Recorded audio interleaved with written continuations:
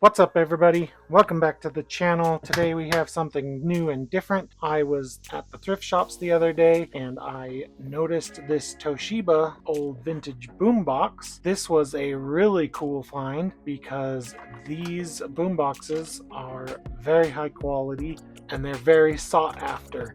The reason that people love these old boomboxes is for the cassette mechanism. Back in the day, if you don't know, cassettes had three different types. They had type 1, type 2, and type 3. Type 1 was essentially a plastic tape that had iron oxide particles embedded in it, and that is what the magnetic read-write heads would read and write to. The type 2 was the same as type 1. Correct me if I'm wrong, because I might be wrong, but the type 2 just had a little bit denser. Basically, the particles embedded in the tape were denser than in the type 1, which was a little harder to make. And then they had the type 3. The type 3 was all metal, so the actual tape was metal instead of plastic. From what I understand, the type 3 metal cassettes could give you audio quality comparable to that of a compact disc, which is really crazy for cassette tape. I believe as long as you're using the correct recording equipment and a good high quality type 3 tape, you could potentially get better audio quality than a CD. And that is why these are so valuable to people, because they will actually read type 3 and record the type 3, where modern cassette decks, none of them do type 3. As far as I understand, they're all basically using the same cheap mechanism, and it's too expensive and prohibitive for them to put the technology for type 3 cassettes in there.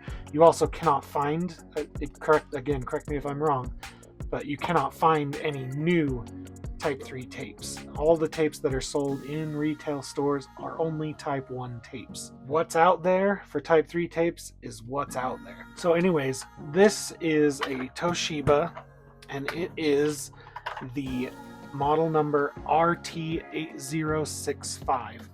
Now, when I'm usually out at the thrift shops, I will do quick little searches just to, see what something is, if it's valuable to pick up or not. And when I looked this one up, it looked like on eBay sold listings. There was one, I think like a month ago, that sold, and it was in non-working condition. That one sold for about $140, which is insane because I only picked this up for $7. As far as like visually, it is in really good shape. All the knobs work great. I don't feel any major issues in any of them. The tuning knob works great. Even the antenna works and is still there, which is almost unheard of for a vintage item like this. This is usually the first thing that gets broken. However, it is a little loose on the handle here. You can see on this side it's a little loose, and you can hear something's rattling around in there. I'm hoping that's something I can fix. If not, that's fine. We'll just sell it as is. The other thing is, when I'm out thrift shopping, usually I will test an item before I purchase it. This one I did not, and I will show you why I did not test it. Even though it came with the power cord, I did not test it because of this mess. So it does have leaky batteries in it. I didn't want to plug it in and potentially ruin anything that might go bad with this in it. Today, what we're going to do is we're going to get the battery compartment cleaned out as good as I can without fully disassembling it, and then we're going to test it. We're going to make sure everything's working. If there's anything that seems off to me, like maybe the belt, because the belt's rot and go bad, or maybe if there's other things that seem a little iffy that I could potentially fix, then we might open it up further and get inside and try to repair it even further. Because I'm assuming, because that non-functioning one sold for so much, if it was functioning, we might be able to turn a bigger profit on it. I want to make sure whenever I'm listing something that it is fully accurate in my listing. That way I can't get any sendbacks. Yeah, let's get battery compartment taken apart. Let's get it cleaned up as good as I can, and then we'll plug her in and give her a test.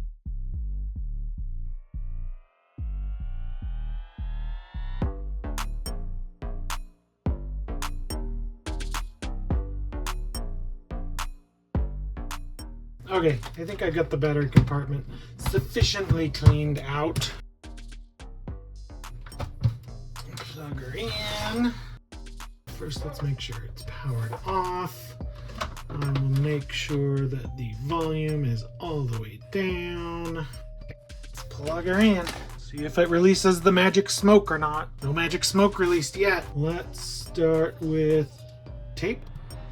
We have Sounds of Life. Let's push play.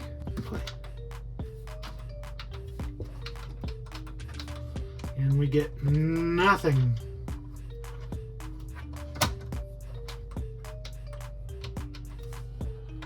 Get nothing from the tape deck. Let's go to radio. See if we get anything from the radio. Nothing. Hey, look at that. We're getting radio.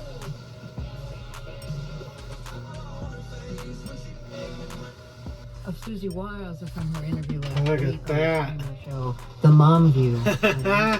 It works. I mean, the radio works.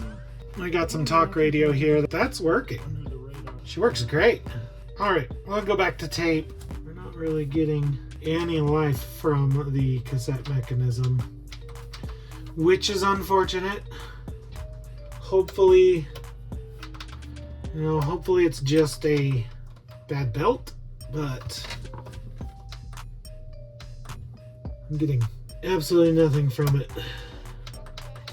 I don't hear a motor running. I don't hear anything. So the cassette deck is not working. Let's try my Bluetooth cassette. Alright, I got my Bluetooth cassette here. It should still be paired with my phone. Alright, she's connected. Let's see.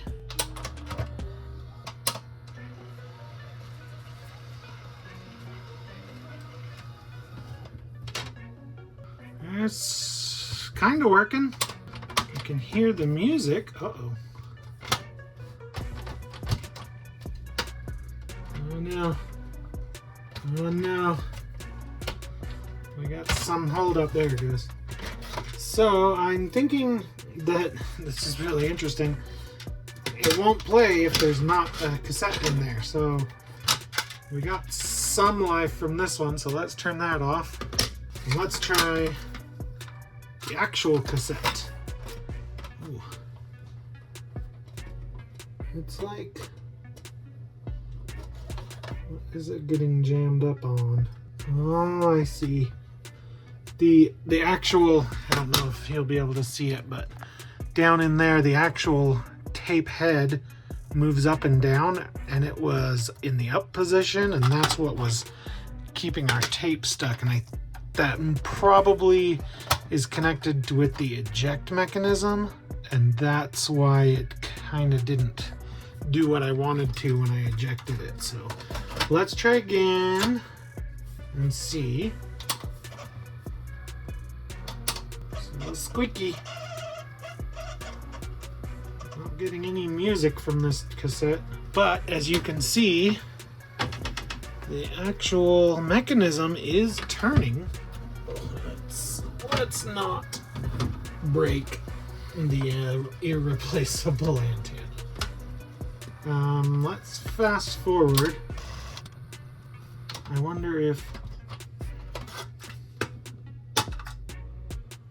it has to do with that tape head mechanism not going back up after hitting play. Whatever the mechanism is that gets that tape head to raise and lower might be having an issue raising and lowering. Oh yeah. So I've got her running. I don't know if you can see it, but nothing is happening at the bottom. The rollers aren't coming up to meet tape. Something's amiss in there, but we did get a moment of life out of it, so that tells me there is hope. I'm gonna take it apart. We're gonna take it apart. We're gonna figure out what's rattling in there. Maybe we can fix the handle and see if we can't get the cassette mechanism working the way it should. So let's get her tower down.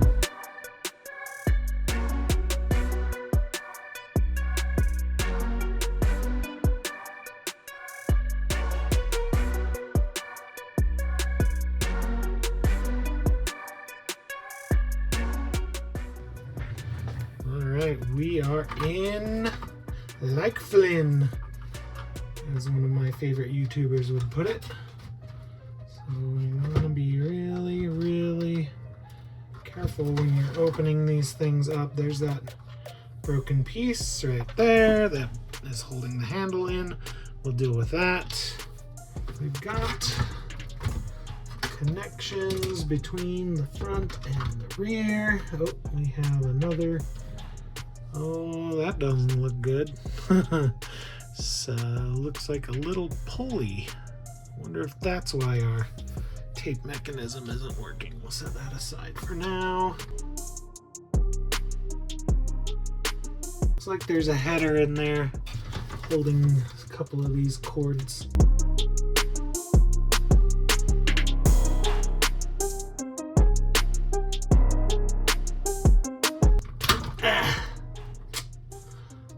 Well then, that was a little too much pressure. I pulled, where are we, there we are. That's the connector over there.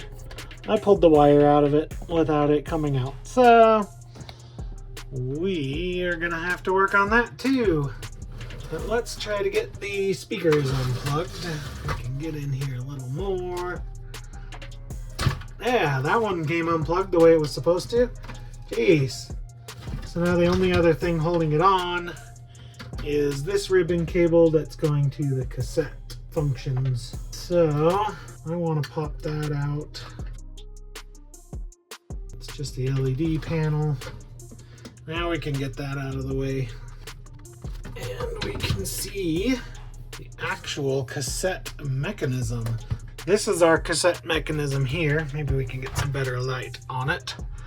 So this is what I was talking about. The playhead that raises and lowers when you push play was not actually raising and lowering. Well, now it's raised. Let's check the belts and let's see if we can find any obvious problems in here. Taking a quick glance at the circuit board. Not seeing any spicy capacitors. Let me show you what I did here, just so you can see. So that front ribbon cable connected down here into this socket and this clip. So I don't think I actually broke it. I think that this clip is just meant to, kind of like modern ZIF connectors. It just pops up a little bit, and then when you're ready to seat it, you just pop it back down. So the wires will insert back in there with no problem. And then when you pop it back down, it should lock everything in place. So I think we're good there. I don't think I destroyed it.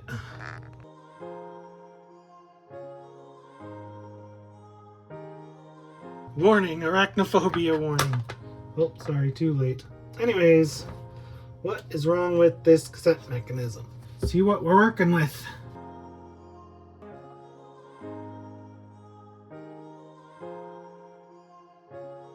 The belt is intact. Oh, there's our belt. The belt's intact, but it is a very, very floppy jalopy. That is 100% the problem. Because see, we've got two motors. We've got this one here and this one here. This top motor is running these, which is working just fine, and I don't think there's a belt in there. I think this one is direct gear driven, but the other motor is running the mechanism down here that brings the tape head up and down to actually play. It is so loose. I gotta make sure before I take the belt off that I know how it goes. Yeah, you can see when I spin it, it moves up and down. From what I can tell, the belt goes from the motor, goes around this big pulley, and then wraps around that big pulley and goes back. I have to take this plate off to get the belt out, so let's try to unplug this one. You know what? No, I'm gonna leave it in there. we're going to just prop it up here and take it out.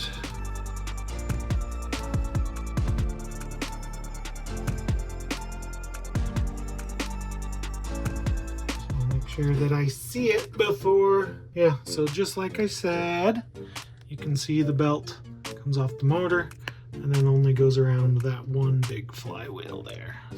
And there's our problem. 99% of the time with these old cassette decks, this is the problem. So over time the rubber gets weak, wears out, and in this case it just stretches. In some cases it actually deteriorates and turns into like a goo, and that's a real mess because you really got to clean things up for that. So now I just need to find a belt that's the same size, probably online. It's not something you can really get unless you have a electronics store. I'm gonna check online and then we can get her back up and running. In the next part of the video you'll see I should have a new belt.